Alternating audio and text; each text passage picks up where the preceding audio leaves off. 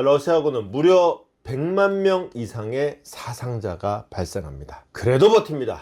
들고 일어나는 거죠. 그 결과가 제정 러시아가 붕괴되는 2월 혁명이었습니다. 싸움에서는 이길지언정 황제 체제가 무너지는 상황을 맞이하고 만 거예요. 오마하의 현인이라고 불리는 투자의 대가 워렌 버핏, 현금 보유 비율이 높기로 유명합니다. 역대급으로 높은 수준이라고는 하지만 지금도 보유 자산의 30%를 현금으로 갖고 있다고 하죠. 보기 좋은 몸에는 지방이 필요가 없어요. 싸우는 몸에는 지방이 없어서는 안 돼요. 힘을 남겨놓지 않으면 망한다.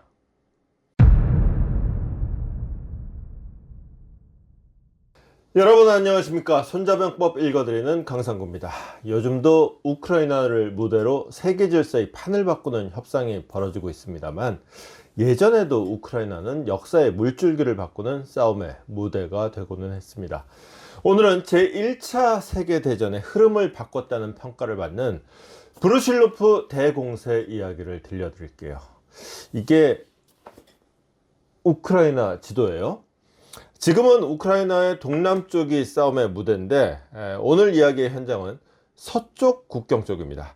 러시아 군대가 독일, 오스트리아 동맹군 70만을 무찌른 사건이에요. 브루실로프는 지명이 아니고 당시 러시아군을 이끌었던 장군의 이름이에요. 지금 지도로 보면 이렇고요. 1차 대전 당시의 지도로 보면은 이렇습니다. 전쟁터가 루마니아 국경까지 치고 들어갑니다. 그 바람에 그때까지 독일 편에 가담했던 루마니아가 연합군 쪽으로 편을 갈아타요. 그보다 더 중요한 건 나중에 마지노 요새가 되는 독일, 프랑스 국경지대에 몰려있던 독일군, 그리고 이탈리아를 공격하던 오스트리아군이 우크라이나로 몰려들면서 프랑스와 영국의 숨통이 튀었다는 점이에요. 그래서 1차 대전의 전환점이라는 평가를 받는데, 문제는 이 싸움 때문에 또 하나의 세계사적 사건이 벌어진다는 거예요. 바로 러시아 혁명입니다. 제1차 세계대전 때 러시아는 연합군의 일원이었죠. 그래서 독일로 쳐들어가는데 원래는 북쪽 길로 쳐들어가요. 이쪽이 보급이 편하거든요. 하지만 독일군은 기관총 들고 빠바바바바방 쏘는데 러시아군은 여전히 나폴레옹 전쟁 스타일로 싸워요. 당연히 참패를 당하죠. 포기를 할 법한데 이번에는 남쪽으로 진격을 합니다. 군수뇌부는 북쪽 길을 고집했는데 제정 러시아 말기에 악명 높은 라스푸틴이 신의 계시를 받았다 그러면서 남쪽 길을 지시했다는 얘기가 있어요. 이 남쪽 길로 가면은 딱 봐도 보급이 어렵죠. 어쨌든 이겼어요. 문제는 그 다음이에요. 독일군과 오스트리아군은 기차 타고 마구마구 지원군이 도착합니다. 러시아엔 기차 같은 거 그때 없었어요. 지원병력 도착이 늦죠. 전선에서 밀리죠. 그래도 버텨요. 사람들이 죽어나갑니다. 애시당초 보급에 문제가 있었던 진격로라고 했죠. 병사들이 굶습니다. 그래도 버팁니다. 그래서 전선은 교착됩니다. 그동안 러시아군은 무려 100만 명 이상의 사상자가 발생합니다. 그래도 버팁니다. 그동안 러시아 국내에서는 무슨 일이 일어나느냐? 빵이 부족해집니다. 사상자만 100만 명 이상이라고 했죠. 이 전선에서만 1차 대전 때 러시아가 징집한 병력이 1400만 명 이상이었어요. 그럼 소는 누가 키웁니까? 농사 지을 사람이 없어요. 그나마 식량을 가진 농민들은 식량을 내다 팔지를 않았어요. 당장 나 먹을 것부터 챙기는 거죠. 전쟁 나니까 러시아 당국은 보드카 판매를 금지시킵니다. 전쟁 때 무슨 술이냐 이거죠. 그럼 농민들이 어떻게 할 것 같아요? 값이 더 비싸진 보드카 밀주를 만드는데 곡물을 사용합니다. 이래저래 빵은 점점 더 부족해지는 거예요. 빵 한 조각 사려고 한겨울에 하루 종일 줄을 섰는데 저녁 때 다 돼서 돌아온 다음에 빵이 없습니다. 이래버리면 어떤 일이 벌어지겠어요? 들고 일어나는 거죠. 그 결과가 제정 러시아가 붕괴되는 2월 혁명이었습니다. 러시아 황실의 체면을 채워줄 승리가 너무나도 소중했겠죠. 러시아는 그 승리를 지키기 위해 너무 많은 인력과 자원을 투입했어요.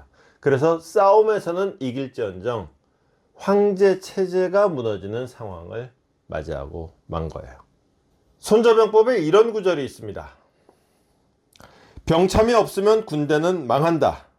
먹을 게 없어도 망한다. 힘을 남겨놓지 않으면 망한다.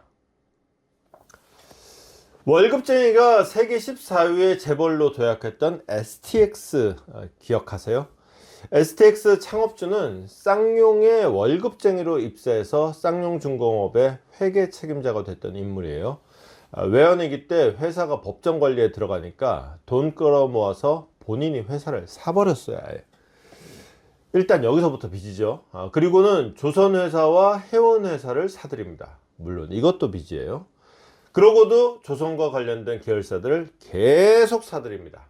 결국 10년 만에 매출 18조 원대, 세계 14위 재벌이 돼요. 하지만 이게 마침 조선 호황기였기 때문에 가능한 일이었어요. STX의 부채 비율은 2000%가 넘었거든요. 글로벌 금융위기가 닥치고 조선의 불황까지 닥치니까 STX는 속절없이 무너져서 공중분해되고 말았습니다.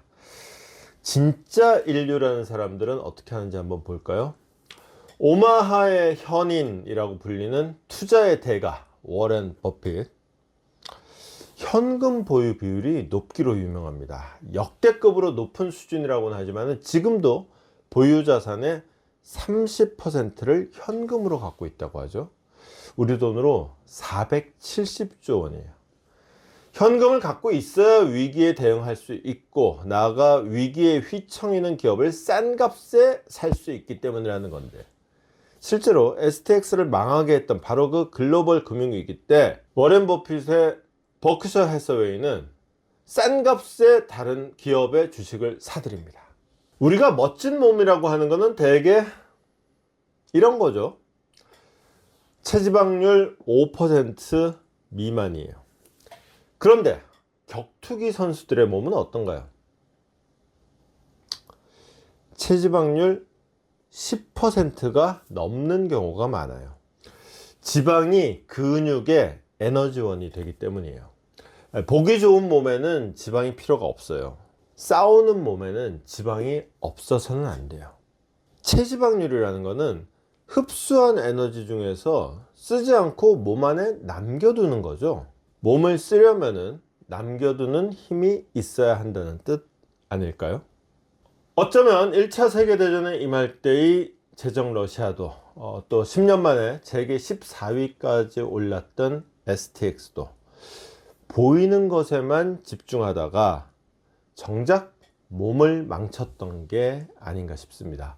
한 20%씩 체지방 남겨놓고 사는 우리 같은 보통 사람들하고는 상관없는 얘기일까요?